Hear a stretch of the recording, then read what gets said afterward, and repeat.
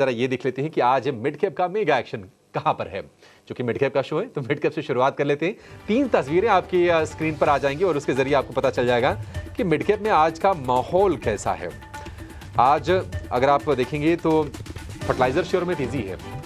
आज हम देख रहे हैं कि एनएफएल हो या फिर आरसीएफ हो, ये कुछ शेयर्स हैं जहां पर हम तेजी देख रहे हैं। दरअसल खबर ये आई है कि डीएपी की कीमतों में 200 रुपये प्रति बैग की बढ़ोतरी संभव है, तो इसके चलते तेजी हो रही है। पीरामल फार्मा में आज सुबह से ही रफ्तार है। जेम फाइनेंशियल की अच्छी रिपोर्ट आई थी पीरामल को लेकर और हम देख रहे हैं कि ये शेयर जो है 5% ऊपर है। 340 रुपये प्रति शेयर का लक्ष्य दिया है इस पर जेम फाइनेंशियल ने। और रेलवे में टेक्समेको रेल में तेजी है। नए ऑर्डर से तेजी बनी है टेक्समेको रेल में। कंपनी को 187 करोड़ रुपए का ऑर्डर मिला है। तो ये कुछ मिड कैप का एक्शन है, इस पर आगे हम चर्चा करेंगे। समझ लेते हैं कि आज खबरें और कहां पर है मिड कैप स्पेस में और आज के गेनर्स और लूजर्स कौन से हैं। हमारे सहयोगी रविंदर रोज की तरह जुड़ गए हैं। रविंदर बताइए आज एक्शन कहां पर है। जी, निफ्टी में हमें जो आज 1% से ज़्यादा ही गिरावट देखने को मिल रही है। वहीं अगर बात करें निफ्टी मिड कैप इंडेक्स की, तो मिड कैप इंडेक्स जो ऑलमोस्ट फ्लैट ट्रेड कर रहा है, लेकिन जो है लाल निशान पर ट्रेड कर रहा है। इसी के साथ साथ निफ्टी मिड कैप इंडेक्स में जो है 70% से ज़्यादा स्टॉक्स जो है अपने लाल निशान पर ट्रेड कर रहे हैं। तो निफ्टी मिड कैप इंडेक्स जो है निफ्टी से थोड़ा कहीं ना कहीं थोड़ा अच्छा परफॉर्म कर रहा है, लेकिन रेड में अपने रेड पर ट्रेड कर रहा है। अब बात करते हैं खबर वाली शेयर्स की, तो खबर वाली शेयर्स में जो हमारा पहला शेयर्स है वो ग्रैन्युअल्स इंडिया, जहाँ पर कंपनी की जो होली ऑन फॉरेन सब्सिडरी है ग्रैन्युअल फार्मास्यूटिकल, उसको जो है यूएस एफडीए से एक टैबलेट के अप्रूवल मिला है। अगर स्टॉक्स परफॉर्मेंस की बात की जाए तो स्टॉक्स में हमें जो है करीब 2% की तेज़ी देखने को मिल रही है डेज लो से। अगला जो स्टॉक है सन फार्मा एडवांस्ड रिसर्च, जहाँ पर कंपनी ने अनाउंस किया है binding letter of intent with UCSF और ट्रिलर थेरापेटिक्स के साथ प्री क्लिनिकल ऑन्कोलॉजी एसेट और एसोसिएट इंटेलेक्चुअल प्रॉपर्टीज़ के लिए। लेकिन स्टॉक्स जो है मार्केट में भारी गिरावट के कारण अभी भी अपने लाल निशान पर ट्रेड कर रहा है। स्टॉक्स में हमें जो 1% से ज़्यादा की गिरावट देखने को मिल रही है। अगला जो स्टॉक है आईएफएल फाइनेंस, जहाँ पर आईएफएल फाइनेंस से अनाउंस किया है कि वो अपना एनसीडी इशू करेगी और जो एनसीडी का जो है वो 350 करोड़ का होगा और जो इंटरेस्ट रेट होगा इसका 9.9% का होगा। स्टॉक्स में हमें जो है थोड़ी रिकवरी देखने को मिल रही है डेज लो से, लेकिन अभी भी लाल निशान पर ट्रेड कर रहा है। अगर बात करें इंडेक्स के गेनर और लूजर्स की, तो बात करें मिड कैप गेनर्स की, तो मिड कैप गेनर्स में जो पहला शेयर है वो मैज़गान डॉक शिप बिल्डर, जिसमें हमें जो है 1% से ज़्यादा की 4% से ज़्यादा की तेज़ी देखने को मिल रही है। इसी के साथ साथ Paytm, Oberoi realty, Prestige estate, यहाँ पे जो है रियल एस्टेट सेक्टर जो स्टॉक्स है उसमें हमें जो दूसरे दिन तेज़ी देखने को मिल रही है। अगर बात करें मिड कैप लूजर्स की, तो मिड कैप लूजर्स में जो सबसे पहला नाम आता है एल&टी फाइनेंस, जिसमें हमें जो है 2% से ज़्यादा की गिरावट देखने को मिल रही है। इसी के साथ साथ LIC housing finance, Indian bank और बंधन बैंक, इन स्टॉक्स में हमें जो है सेलिंग देखने को मिल रही है।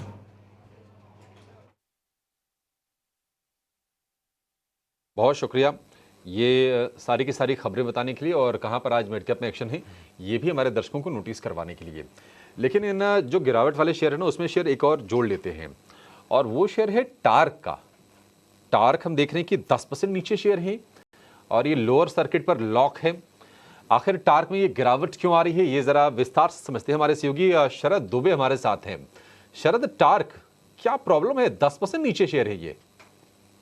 जी बिल्कुल, टार्क पे जो है एक टाइप से सेबी का एक्शन आया है। यहाँ पे देखें तो स्टॉक जो है 10% का गिरावट देखने मिला। आज दिन के ट्रेड में लोअर सर्किट पे है और अगर पिछले 5 सेशन में देखें तो बिकवाली देखे ही जा रही है। 16% गिर चुका है और 2024 की ऊंचाई से देखें तो स्टॉक में 30% का भारी गिरावट भी देखने मिला है।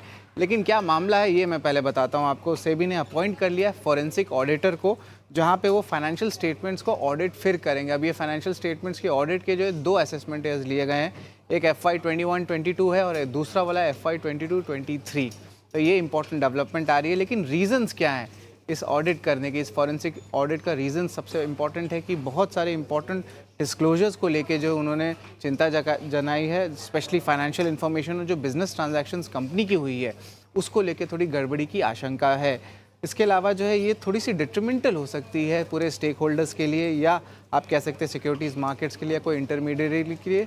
तो इसीलिए जो है एक फॉरेंसिक ऑडिट जो है सेबी ने रिक्वेस्ट किया है। लेकिन कंपनी का क्या जो बयान आया है ये भी इम्पॉर्टेंट है कहना। कंपनी के साइड से कंपनी कह रही है कि कोई मेजर इम्पैक्ट जो है फाइनेंशियल ऑपरेशन या स्ट्रैटेजिक उद्देश्यों पर नहीं रहेगा और ओवरऑल जो है कंपनी कोऑपरेट करने वाली है पूरे प्रोसेस में।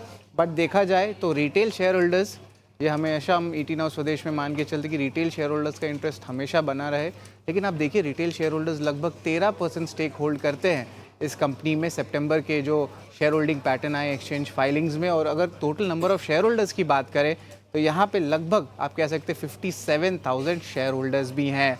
तो ऑफकोर्स यहाँ पे डेवलपमेंट जो है बड़ी आ रही है टाक पे, सेबी की एक्शन पे। और हाल ही में देखिएगा कि जो पहले हाफ है 2024 में और 2023 में स्टॉक में तेज़ी आई थी, और बड़े बड़े इनके जो हैं आप कह सकते हैं अपडेट्स आ रहे थे स्पेशली बुकिंग्स को लेके। तो ये एनसीआर प्लेयर है, लेकिन आज जो है यहाँ पे सेबी की एक्शन हुई है और यहाँ पे आप देख सकते हैं कि स्टॉक में 10% का गिरावट आया है। ठीक है, तो जो डिस्क्लोजर दिए हैं उसमें लग रहा है सेबी को की गड़बड़ी है और उसके चलते फोरेंसिक ऑडिट के आदेश दिए गए हैं और उसके चलते शेयर में हम गिरावट देख रहे हैं। 10% आज नीचे है, लेकिन 2024 के हाई से करीब 30% ये शेयर नीचे आकर कारोबार कर रहा है। मानस जी, एक बार टार्क का आप चार्ट चेक करेंगे।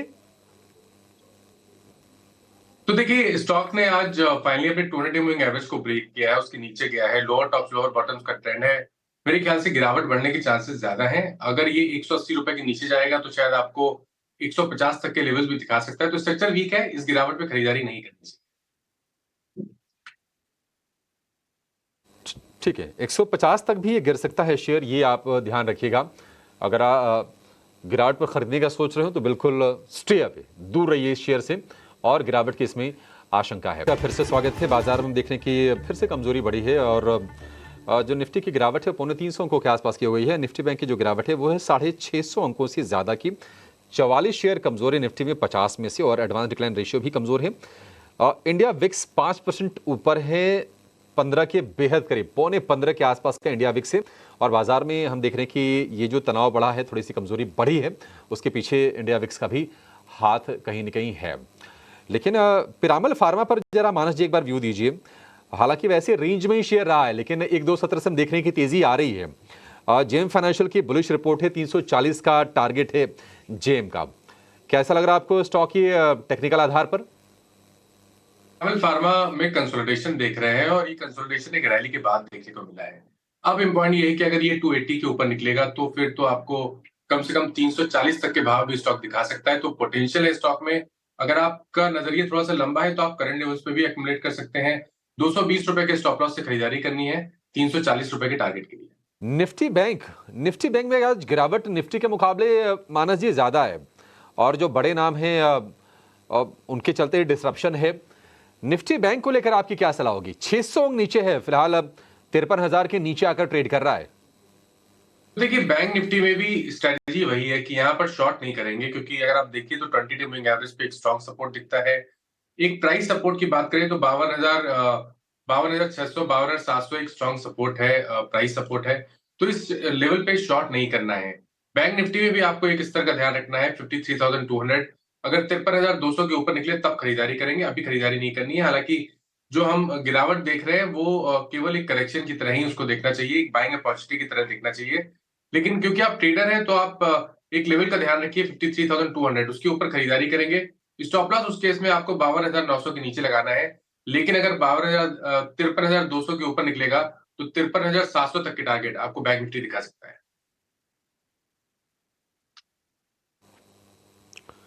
ठीक है, तो निफ्टी हो या फिर निफ्टी बैंक, अब थोड़ी गिरावट ज़्यादा हो गई है, इसलिए जो कॉल्स हैं दोनों इंडेक्स में वो शर्त के साथ हैं, कंडीशन के साथ हैं।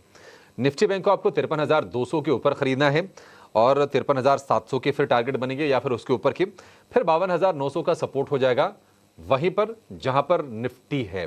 तो निफ्टी या निफ्टी बैंक जिस लेवल पर है यही आपके लिए सपोर्ट का काम करेंगे, लेकिन बाइंग की जो रेंज है ना वो थोड़ी सी ऊपर है। आपको थोड़ा सा बाजार में वेट करना है अगर आपको इंडेक्स में कोई ट्रेड लेना है तो।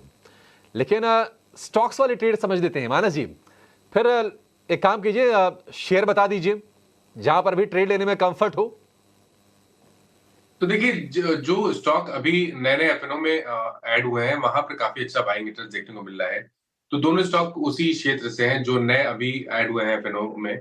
सबसे पहले तो पॉलिसी बाजार पे ध्यान दीजिए, एक छोटा सा करेक्शन देखने को मिला था। स्टॉक ने अपने 10 डे मूविंग एवरेज पे सपोर्ट लेके फिर से बाइंग इंटरेस्ट दिखाया है। अगर हम ट्रेंड की बात करें तो वो पहले से पॉजिटिव है, क्योंकि वहां पर आपको हाई टॉप हायर बॉटम दिखेंगे। तो पॉलिसी बाजार में 2109 2109 के स्टॉप लॉस से खरीदारी करेंगे। 2225 और उसके ऊपर 2250 तक के टारगेट भी आपको पॉलिसी बाजार में देखने को मिल सकते हैं। दूसरा स्टॉक जो है वो मैक्स हेल्थ का है, जहां पर पहले से ही हाई टॉप चार्ट बटन बन रहे थे। उसके बाद हमने कल पिछले 2 दिनों में थोड़ा कंसोलिडेशन देखा और आज इंट्राडे चार्ट पे एक फ्लैग पैटर्न का ब्रेकआउट है। तो मैक्स हेल्थ में भी खरीदारी करने की राय रहेगी। 1179 का स्टॉप लॉस लगाएंगे, 1245 की टारगेट सेट करेंगे। ठीक है, तो ये मैक्स हेल्थ के लिए 1245 का टारगेट होगा, 1179 रुपये का स्टॉप लॉस। ये ट्रेड के लिहाज से है, इसको हम करेक्ट कर लेंगे, इन्वेस्टमेंट कॉल आपके लिए नहीं है ये। और दूसरा जो शेयर है ना वो है पीवी फिनटेक, यानी कि पॉलिसी बाजार का, और इसके लिए 2109 रुपये का स्टॉप लॉस, 2225 का पहला टारगेट और 2250 रुपये का दूसरा टारगेट आपके लिए है। बढ़िया है। अच्छा, ये जो न्यू एज जो टेक्नोलॉजी स्टॉक्स रहे हैं ना, इस साल के हम कह सकते हैं कि वेल्थ जनरेटर रहे हैं। आपको मैं कुछ शेयरों की लिस्ट दिखा देता हूं। उसमें पीवी फिनटेक इस साल में अब तक 170% चल गया है। नेटवेब टेक्नोलॉजीज एक शेयर है, 147% के आसपास के रिटर्न दिए हैं। जोमेटो आप देख लीजिए, 300 रुपये का आंकड़ा पार करके आज कारोबार कर रहा है, 141% जोमेटो में रिटर्न मिला है। कार ट्रेड एक और स्टॉक है, 107% के रिटर्न्स दिए हैं। पेटीएम नेट 60% का दिया इस साल का, लेकिन अगर आप साल के लो से जोड़ेंगे तो ये शेयर हो गया है 3 गुना, 300 रुपये के आसपास तक गया था और वहां से अब देखिए 1000 रुपये का भी स्तर पार कर गया है पेटीएम। नायका में नेट 3% का होना सा कंज्यूमर को लेकर निराशा हुई है। जो मामाअर्थ की जो पेरेंट कंपनी है, कहीं वैल्यूएशंस को लेकर, उनके बिजनेस को लेकर थोड़ी निराशाजनक चीज़ें आई हैं और 42% ये शेयर नीचे है इस साल में। हालांकि लोअर लेवल से रिकवर करने की कोशिश ये भी शेयर कर रहा है, होनासा का भी। इसके अलावा स्विगी, हालांकि रिसेंट लिस्टिंग है, लेकिन अगर आप आईपीओ भाव से इसको जोड़ेंगे तो 50-55% के आसपास रिटर्न स्विगी ने भी कमा के दिए हैं और ये 600 रुपये के ऊपर आज निकला, 614 रुपये का हाई बनाया और हम देखने को उसके आसपास ही कारोबार कर रहा है। तो ये फैंसी स्टॉक्स हैं और इसमें से देखिए ट्रेड भी निकल रहे हैं। बहुत सारे स्टॉक्स एफएनओ के पार्ट हो गए हैं, तो हमारे जो टेक्निकल एक्सपर्ट्स हैं, डेरिवेटिव एक्सपर्ट हैं, उनके रडार पर भी सारे के सारे शेयर हैं और आपके लिए बढ़िया बढ़िया ट्रेड निकल के आ रहे हैं।